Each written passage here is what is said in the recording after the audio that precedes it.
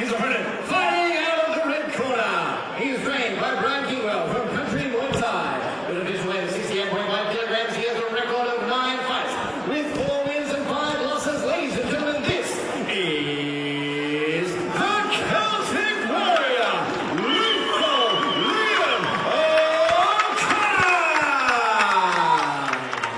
Fighters, please fill the ring.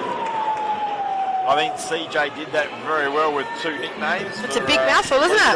Liam O'Connor, but again, just before the guys are sealing the ring, this fight proudly brought to you by Total Fit Outs. Once again, Total Fit Outs are Perth-based. They're commercial fit-out specialists. They offer, the concepts of completion fit-out service across offices, display suites, retail, healthcare, fitness and hospitality industries, and much more. More information and to support the sponsors of the Muay Thai Grand Prix, go to totalfitouts.com.au. And Brett Benetti here at ringside for the road to Muay Thai Grand Prix, joined once again by the 6-time world champion Kaylee Reese, who's finished her sausage rolls and donuts and toasties and back. Don't dob me in for the donuts. I'm dobbing you half into a donut. I had a half a donut. I'm dobbing you into your kids who are listening in. So they're thinking, could you bring some home from me, Mum? I'll never hear the end of it. Exactly. But yeah, again, I've been looking forward to so many fights in this card.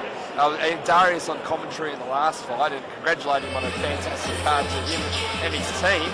But Liam O'Connor, 18-year-old kid, 10 years been training, and one thing, speaking to him last night at the weigh-in, he's looking forward to taking an O away from his opponent. Ooh. So it's going to be a very interesting fight, but Jackson Miller is no joke. Gav's Thai boxing gym, they train him very hard. He's a hard worker, and looking forward to seeing if he can keep his undefeated streak intact. David Truong is once again our referee for this one. Always noticed that David Truong is always the referee for the first fight of the night. Yeah. Always they say, David, you kick off the show. See, these boys have both got pretty different body types. Liam's the taller, longer, leaner. I wouldn't say leaner. Just got that taller build. Whereas Jackson's got that shorter, stockier build. Orthodox now, but he did switch stances before. Nice right hand there. We've got the clinch happening in the opposite corner from our commentary position, and David Truong separates them, and they go at it once again. Stalking is Liam O'Connor. Told you, he was keen.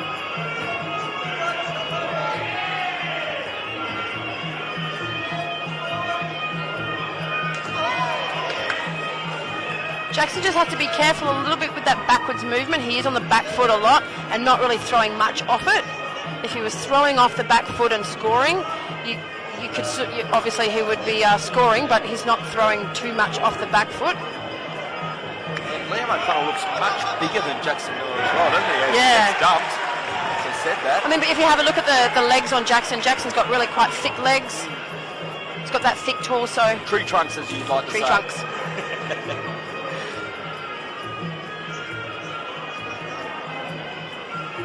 Liam's definitely taking that centre ring and taking that stronger stance. Jackson's, dancing around the edge. He's got to be a little bit careful not to waste a lot of energy doing that. Now O'Connor looks like he's in stalking mode at the moment. They said Jackson has been on the back foot, as you said, Kaylee. Nice left hook there, thrown by Jackson Miller. So we come to the closing stages of our opening round, scheduled for 3 2-minute rounds. Super welterweights are at it. Nice spinning back elbow then from Liam. Jackson Miller gives a wry smile, saying, I'm confident what I did that round. He ain't got nothing for me. But I think he has. That was a very entertaining first round where I thought that Liam O'Connor was pushing forward a lot of the time and using his height and reach advantage. Bigger boy, isn't he? Yeah, he is a big boy. But as you said, Jackson Miller, very strong legs. And I've said this before on commentary, I've fought people of all different sizes, and the shorter, stockier ones, they're really hard to move because their centre of gravity is so strong. Well, I found interesting asking you about this in the past because you preferred to fight taller opponents. The taller ones, That's really surprised me. They're not as strong, you can turn them a lot easier in the clinch, whereas the shorter, stockier ones, you land a knee and try and turn them and they just don't move. Seconds away from our second round, our final fight before our main card begins. It's gone through quickly, but it's been magnificent. Round 2.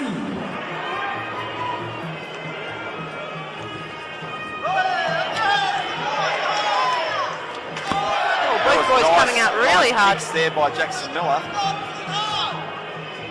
Furious start this one. Oh, spinning wheel kick, but pretty telegraphed because I think Jackson Miller saw it coming a mile away. Nice punch there by Miller. Nice kick to the legs there by Jackson Miller. Nice knee by O'Connor.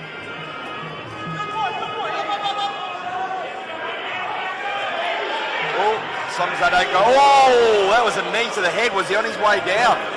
That landed, Kaylee. I'm not sure if his hands are on the floor or not then. He's taken he's not calling a count, he's taking a point away, I believe.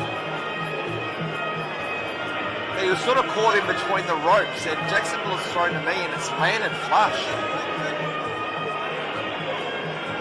So is it a groin shot or is No, it landed to the head. And Liam O'Connor's taken it very well, but I believe it landed to the head. He was caught in between. Again, David Trump might have been on your angle right in the way. David's letting him recover from a groin shot. He's got 5 minutes, they're saying, which you don't get with a knee to the head. Wow. Even if he was caught in between, and he deemed it illegal? Not sure. He's given him some instruction. I'd like to see that. I wonder whether he... Wow, there you go. That was very interesting. I'd like to hear what happened from the officials.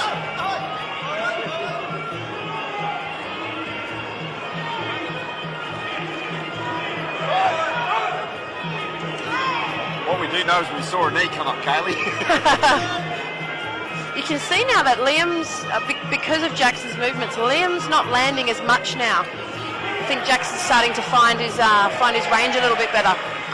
Yeah, I think it's a much better round for Jackson Miller. Besides, well, I'm not sure whether it wasn't a point taken. No, I don't think so. I thought he was indicating Usually with the point, they will go around exactly. to each judge. So, couldn't be. But I thought he was indicating while Liam was down that he was going to take the point away. But maybe he was just saying, pointing out, don't do it again. Yeah. Even with a break, this round's gone very quick. Been fast-paced this round for sure. Started off very quickly. Yeah, so Jackson did a lot better that round. He seemed to find his range. Sitting the ropes, going to try and get his attention to find out if it was actually a groin shot or to the neck.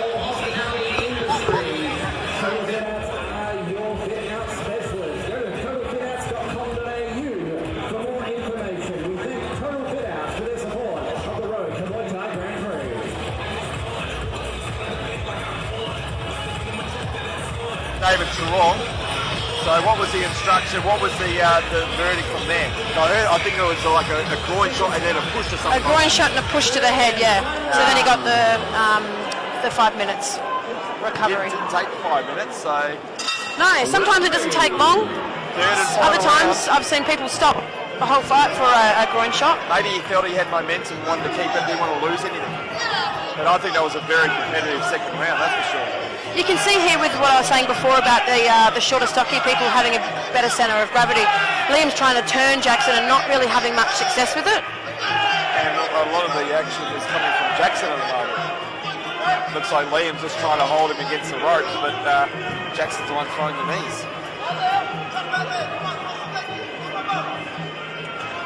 Nice kick there by Jackson Miller. Oh, nice punch by Miller. That landed. O'Connor felt that one. So don't try and trip him. David Traum taking control as the referee. I like to see Liam's elbows come in a little bit. They're a little bit winged, which leaves it pretty easy to land a good body shot or a kick to the body. Oh, land the kick to the head then.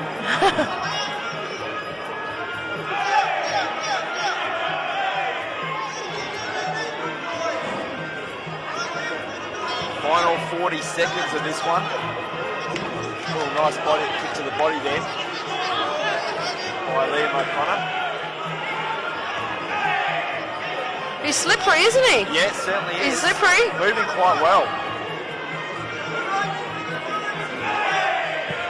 Got 20 seconds left and expect some fireworks because, again, Liam O'Connor was hungry for this win and Jackson Miller wants to keep his undefeated record intact. So you can just see there where he tries to turn and he's got that really good strong centre of gravity. Straight over the top of his head. That was a bit closer. Just missed. Would have been exciting if it landed. That's the end of the third and final round of a magnificent fight. They had it all, really, didn't they?